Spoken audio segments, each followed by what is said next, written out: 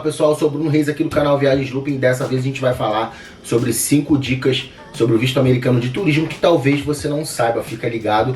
A única coisa que eu vou te pedir antes é deixa um like aqui nesse vídeo, tá? Se você não se inscreveu ainda, se inscreva e pode comentar ali, fazer alguma pergunta sobre alguma coisa que você não entendeu. Para quem caiu de paraquedas aqui, o nosso canal fala de visto, fala de viagem, fala de um monte de coisas desse nicho, beleza?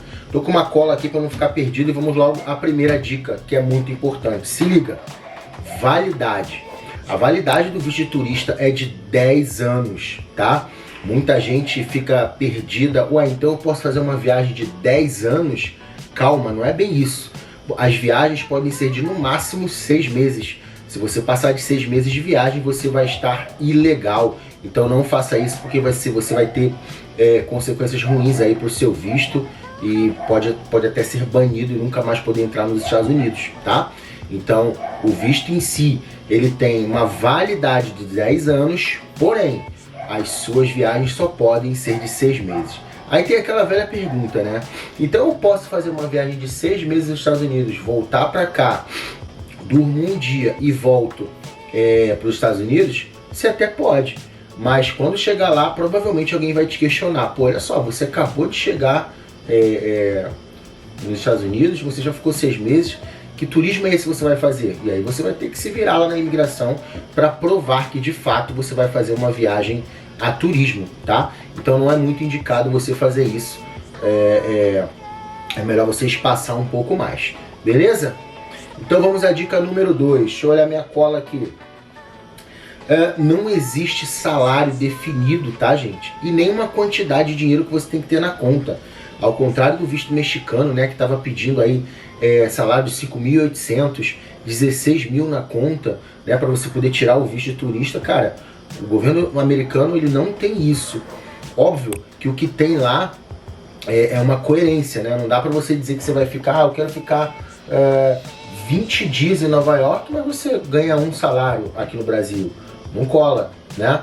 Então é bom que sempre a estratégia de ganho de salário no Brasil com tempo de viagem e o objetivo da viagem, isso tudo tem uma ligação, tá? Se você notar bem, o custo de uma viagem para Nova York, Los Angeles, Las Vegas é muito maior do que para Orlando, né? Então salários menores funcionam mais com lugares mais baratos, entre aspas, né? Porque a gente sabe que qualquer viagem para os Estados Unidos a gente ganha em real, ela acaba se tornando cara, beleza? Número 3, se você não tem salário, não fique triste, você pode arrumar um patrocinador ou sponsor, né, como se fala. O que seria o sponsor? Quem é o sponsor? Gente, sponsor nada mais é que a tradução do inglês, o patrocinador, né? É alguém que fica responsável pela tua viagem financeiramente, tá? Lógico que é no papel, tá? Não significa que essa pessoa vai ter que te dar dinheiro. Porém, como é que funciona? No DS-160, né, tem um espaço lá onde você coloca quem é responsável financeiramente pela sua viagem. Aí você coloca lá, o fulano de tal. Essa pessoa precisa ir com você no dia da entrevista? Não, ela não precisa, tá? Na verdade, ela só precisa fornecer para você o imposto de renda dela, o extrato bancário, o olerite, né? Para mostrar, caso seja perguntado, que esse patrocinador pode bancar a tua viagem, tá? Muito cuidado, porque eles dizem, né? O governo americano diz que qualquer um pode ser o seu patrocinador. Mas a gente sabe por experiência que quanto mais próximo é o vínculo com você, melhor. Então, patrocinadores que sejam pai, mãe, irmão, tio, marido é muito melhor do que ser uma pessoa qualquer, porque pode ser uma coisa simulada, tá? Então, por esse motivo, é preferível que seja, mas não é proibido. Tranquilo? Vamos adiante. Dica número 4. Se você for negado, você pode tentar de novo, tá? Como é que funciona? Bom, a pessoa quando é negada e ela vai tentar novamente, tem um espaço lá quando te perguntam, você já tentou um visto?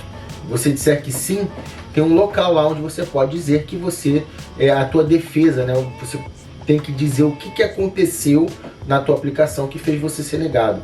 Mesmo que você não saiba, você está livre para colocar ali.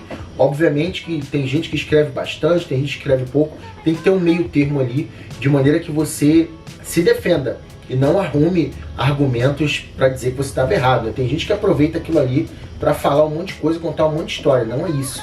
É para te defender e não o contrário. Beleza? Então, a dica número 4 é: se você foi negado, sim, você pode tentar quantas vezes for necessário.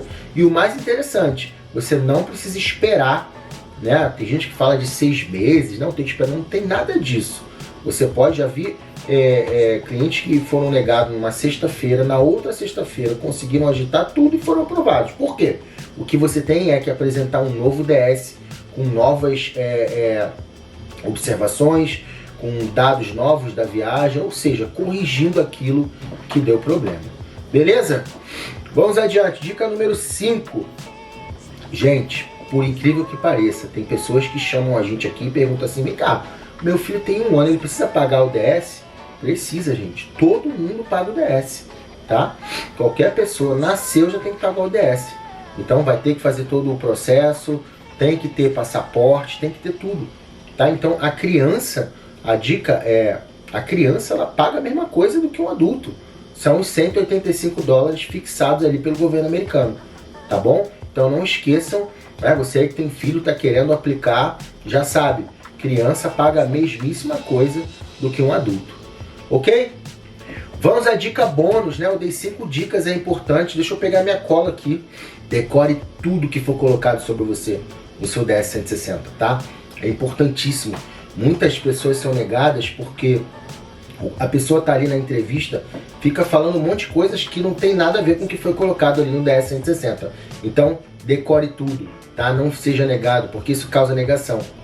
A negação é incompatibilidade entre o que está escrito no processo e o que você está falando. Então tome muito cuidado, que isso é um dos maiores motivos de negação. É a pessoa que não sabe o que está escrito no DS e ela fica respondendo um monte de coisa, e aí, como dá erro, já era visto negado, tá? Uma maneira importantíssima para você decorar isso é você ter o seu application.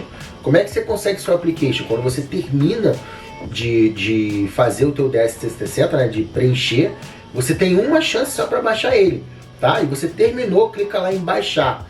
Se você não fizer isso quando você termina, nunca mais você vai ter acesso, tá? Eles fazem isso para não ocupar muito espaço lá no HD lá deles. Então terminou, salvou. Se não salvou, não vai salvar nunca mais. Beleza? Pessoal, esse vídeo foi sobre dicas importantes aí sobre o DS-160 para você que vai tentar o visto americano de turismo. Eu espero que eu tenha te ajudado, tá? Eu espero que você tenha sucesso aí na tua aplicação. Comenta aí se tiver alguma dúvida, na medida do possível a gente vai respondendo. Se não se inscreveu ainda no nosso canal, se inscreva, é muito rápido, é só dar um clique lá no botão e pra gente vai significar muito. Deixa um like aqui também que ajuda a gente. Valeu, muito obrigado e até a próxima.